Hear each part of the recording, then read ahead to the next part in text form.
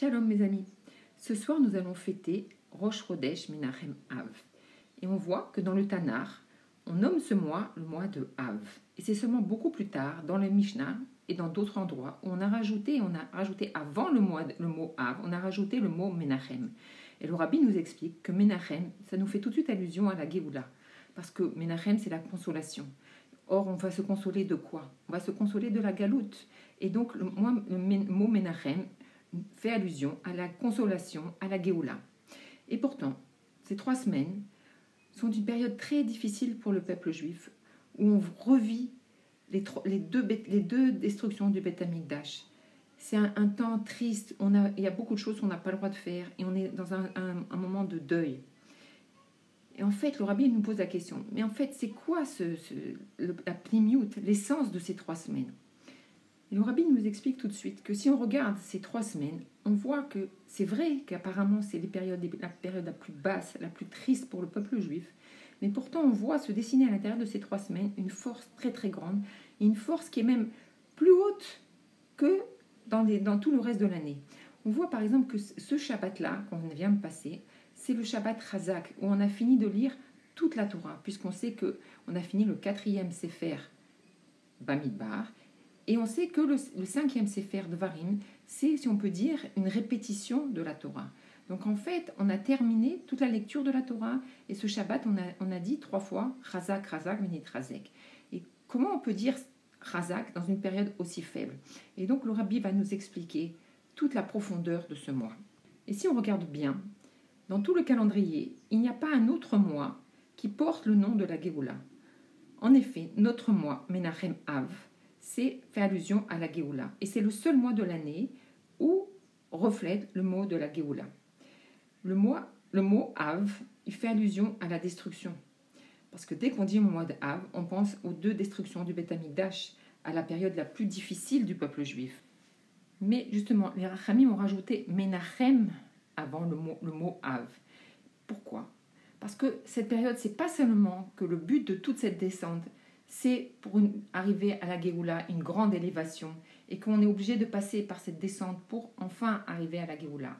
Et donc, on serait encore maintenant, à l'instant présent, dans la grande descente, et c'est pour ça qu'on devrait être triste. Mais du fait qu'on fait précéder la consolation avant le mois de Av, alors ça veut dire que déjà, avant de rentrer dans les 3 semaines, on reflète et on ressent la Géoula. C'est-à-dire qu'avant qu'on commence à ressentir cette descente, il y a déjà le potentiel de la consolation. Mais comment peut-il y avoir la Géoula avant la galoute et la destruction? Et comme nous disent Chazal, sur le Pasuk, dans Bereshit, dans la création du monde, que l'esprit de Mashiach planait à la surface des eaux. Veroar Elokim avait fait Alpnei Amayim.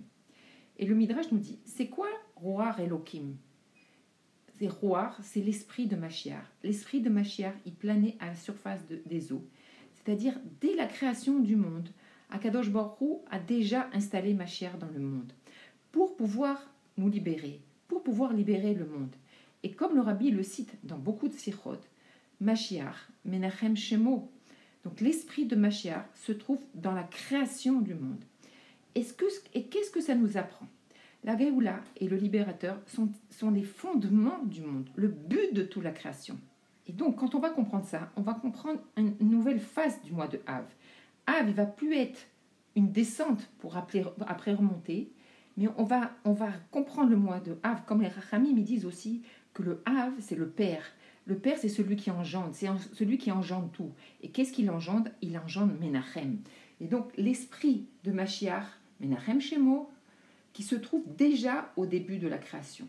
Ce qui nous apprend que toute l'essence du bien, toute l'essence de la Gdusha du monde, elle est liée à cet esprit de Mashiach qui planait déjà au début de la création. Et donc, en d'autres termes, la Géoula, le roi Mashiach, c'est la base, c'est l'essence du monde, c'est l'intention intérieure d'Akadosh Baruch Hu.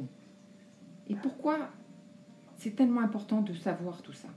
Parce que, Davka, au moment de la descente, au moment de l'épreuve, au moment de l'obscurité, alors on va tout de suite se rappeler que si le but du monde et l'essence du monde, c'est la Géoula, c'est la lumière, alors que cette descente, elle est que superficielle, elle est que temporaire, c'est pas une réalité qui va durer.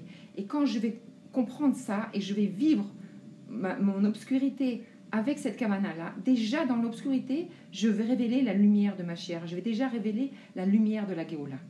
Car je sais que Mashiach a précédé le monde et influence toute la création jusqu'à maintenant. Et il est éternel et c'est la base. Donc, toute descente n'est pas une vraie descente. Et c'est une descente provisoire. Et que par ma force, je vais tout transformer. Et pourquoi il y a une descente? On pourrait se dire, alors pourquoi Kadosh Baruch Hu, il a créé des descentes? Pourquoi pas révéler directement une grande lumière? Alors il faut savoir que cette descente, elle est là que pour dévoiler que dans la descente, il y a un bien énorme qui se cache, une lumière encore plus grande qui se cache, et que par justement mon travail, je vais réussir à dévoiler ce bien qui se cache dans cette descente. Et on nous dit que Mashiach se trouve dans le temps de la galoute, et qu'il souffre de la galoute, et qu'il guette le moment de la Géoula, où il pourra enfin libérer le peuple juif.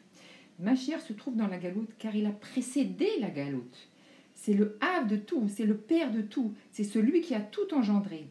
Car cette descente, cette obscurité qu'on vit actuellement, elle est due à cause de nos fautes. Et que tout le but de cette descente, justement, c'est de révéler l'essence qui est dans la Géoula. Révéler encore une étape encore plus profonde qui touche l'essence même de la Géoula.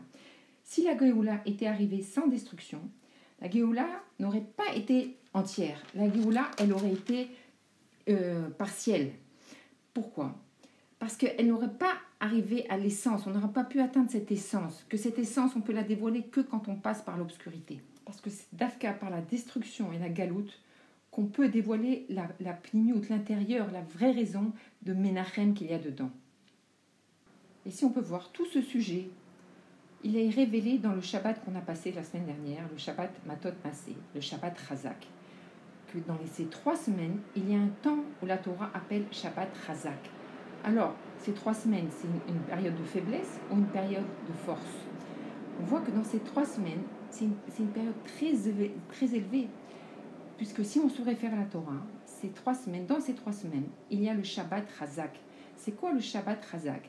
Comme on l'a dit tout à l'heure, c'est le Shabbat où on a fini la lecture de la Torah. Et donc, c'est un temps où la force de la Torah, elle se révèle pleinement. C'est le Chazak, la force intérieure, qui se révèle grâce à la descente. Et ce Chazak, il vient justement pour révéler le mois de Menachem Av. Et que c'est justement le Rabbi, il nous a enseigné depuis la fameuse Sikha de Koach Nissan, que la Géoula, c'est la Gola avec Aleph en plus. C'est-à-dire que dans la Gola et la Géoula, c'est le même temps. Seulement, on doit libérer la Gola. Comment on libère cette Gola? C'est en rajoutant le Aleph, en dévoilant à chaque instant le maître du monde. Quand on va le révéler à chaque instant, alors on va voir qu'on est dans la Géoula. On aura libéré la Gola. Et donc c'est la même chose avec Mashiach. Mashiach se trouve déjà dès le début de la création. Et comment on va le dévoiler? C'est justement quand on va vivre cette période avec ce regard qu'on est tellement proche de la Géoula et que toute cette période-là, elle est faite, et même toute la période du Corona et toutes les épreuves qu'on peut avoir, ce n'est juste une perche pour pouvoir dévoiler la force qu'il y a à l'intérieur, le Hémet qui se cache à l'intérieur. Et que Bezrat Hashem, on arrive très très vite à dévoiler cette grande force et qu'on vive aujourd'hui le dévoilement de Mashiach, qu'on se retrouve toutes au Beth Amikdash. Yechi Adonai, nous Morenu Verabenu, Melech HaMashiach, l'Olam Vaed.